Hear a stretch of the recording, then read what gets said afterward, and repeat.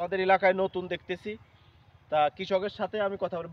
ভাইয়ের কি নাম জানি? ভাই আছেন নাকি কৃষক ভাই? আলহামদুলিল্লাহ ভাই আছি।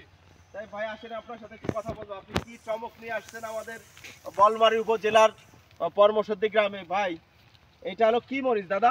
এটা হচ্ছে আপনার 1+ জাতের মরিচ, বগুড়া থেকে। একটু তাকাই বলেন। এটা হচ্ছে আপনার 1+ জাতের মরিচ, বগুড়ার থেকে আগত এগ্রোয়ান শীটের নতুন বীজ। অসাধারণ আপনার বাম্পার ফলন এটা। এই দেখেন, না দেখলে বিশ্বাস হবে না।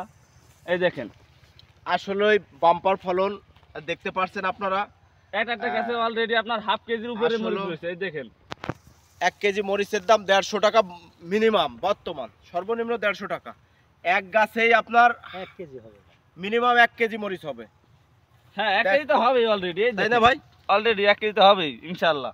তা এটা হলো 1+ মরিচ বলে, তাই তো? হ্যাঁ 1+ বগুড়া 1+, অর্থাৎ খালি হাইব্রিডের ভিতরে একটা 1+ এর ব্র্যান্ড। এটা 12 সেন্টিমিটার লম্বা হচ্ছে মরিচটা।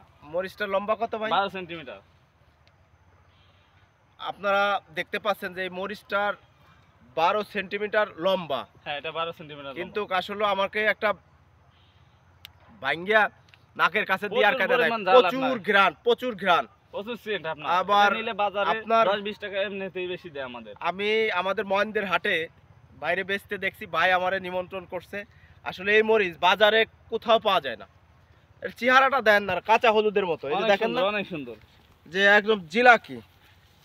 অলরেডি পরিমাণ ধরছে, 2-1 দিনের ভিতরে মরিচটি বাজারজাত করব। আপনার ভাই এটা আপনার প্রতিদিন ছেড়েন না কয়দিন পর পর ছেড়েন? এটা ধরেন আমরা প্রতি সপ্তাহে একবার ছিড়ি। প্রতি সপ্তাহে একবার হ্যাঁ, ছেড়েন। একবার। আপনার এটা কতটুক জমিতে লাগানো আছে? এদিকে আমাদের ভাই পুরোটা বইটা দেখান তো একটু। একটু দেখান। এইদিকে আমাদের 15% জমি। 15% জমি না? হ্যাঁ 15% জমি। আপনার অলরেডি 15% জমি। আপনার এই 15% জমির এই আপনার মরিচ হ্যাঁ হ্যাঁ একবার কত মন ছিড়েন? অলরেডি 5 থেকে 7 মণ ছিড়ি একবার। হ্যাঁ। এক মন মরিচের দাম কত? পাইকারি বেচলে আপনারা কত বেচতে পারেন? সর্বনিম্ন আপনার 4000 5000 এর নিচে না।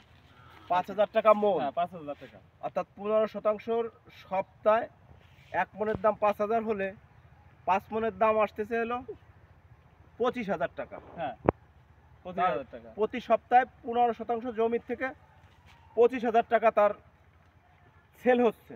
ভাই খরচ কেমন এতে আপনাদের খরচ? আপনার মোটামুটি আর কি আপনার 15% জমিতে 40 থেকে 50,000 টাকার মতো খরচ। আপনি কি শুধু এই কৃষিকাজই করেন? হ্যাঁ শুধু এই কৃষিকাজই করি বর্তমানে। মানে এই যে যারা মাথা টাথা বাইরে এই যে পাট চাষ ধান চাষ করে লস বলতেছে, তাদের জন্য আপনি কি বলবেন? তাদের জন্য কি বলবো, এটাই করলে অনেক সুন্দর হবে। মানে আপনার বক্তব্য যে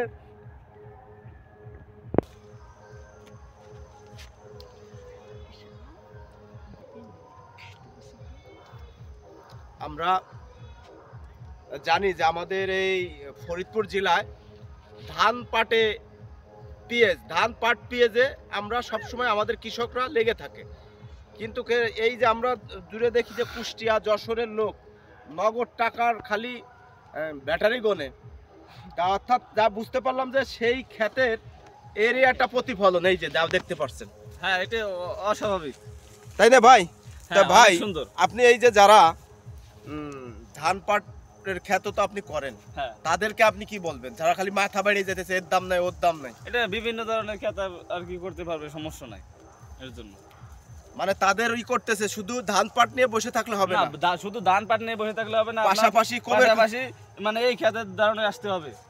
অবশ্যই ভাই। এটা হলো আপনার স্মার্ট কৃষি যাকে বলে, স্মার্ট ক্ষেত। স্মার্ট যাকে বলে আপনার স্মার্ট ক্ষেত।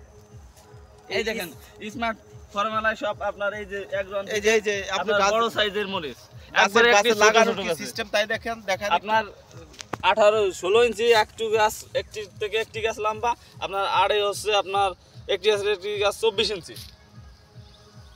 এই হলো আপনার আড়ে, আর লম্বা হলো আপনার 17 ইঞ্চি। যাই হোক, আমি একটা কথা বলবো, সেই কথাটা এই গাছটা ধরেই বলি, এই ফলনটা দেখাই বলি। বা একটু এদিকে ধরেন, এই ফলনটা দেখানে বলতে চাচ্ছি যে আমাদের কৃষক বা যশোর এলাকার কৃষক বা বাংলাদেশের কৃষক, আমার মনে হয় ফরিদপুর এই বলমারী পরমসদ্দি এলাকায় কৃষকের কাছে কারো বেল নাই। এই যে ফলন, ঠিক বলছেন। এই যে ফলন, আমার মনে হয় যে বাংলাদেশের কোথাও এইভাবে কেউ ফলাইতে পারে নাই। এই জন্য ঠিক বলছেন ভাইয়া, অনেক অত্যন্ত আপনারা গুরুত্বপূর্ণ কথা। সকলেই এই মরিচ ক্ষেত বা কোবের খন্দর দিকে এগিয়ে আসুন এবং আমার ভাইয়ের স্বাবলম্বী দেখে সবাই আসুন এই ক্ষেতের দিকে এগিয়ে যাই এবং এই ভাইয়ের জন্য দোয়া করি যেন ভাই সামনে আরও ভালো ভালো ক্ষেত করে আমাদের বাংলাদেশের মানুষের চাহিদা মিটিয়ে বিশ্বে রপ্তানি করতে পারে। এই জন্য সবাই আমার ভাইয়ের জন্য দোয়া করবেন এবং যারা কৃষিকাজে জড়িত আছেন তাদের অনুরোধ করব যে শুধু ধান পাট পেঁয়াজ নিয়ে বসে থাকেন না, পাশাপাশি কোবের খন্দের সাথে আপনারা মিশে যান যাতে বাংলাদেশটা খাদ্যে স্বয়ংসম্পূর্ণ হতে পারে।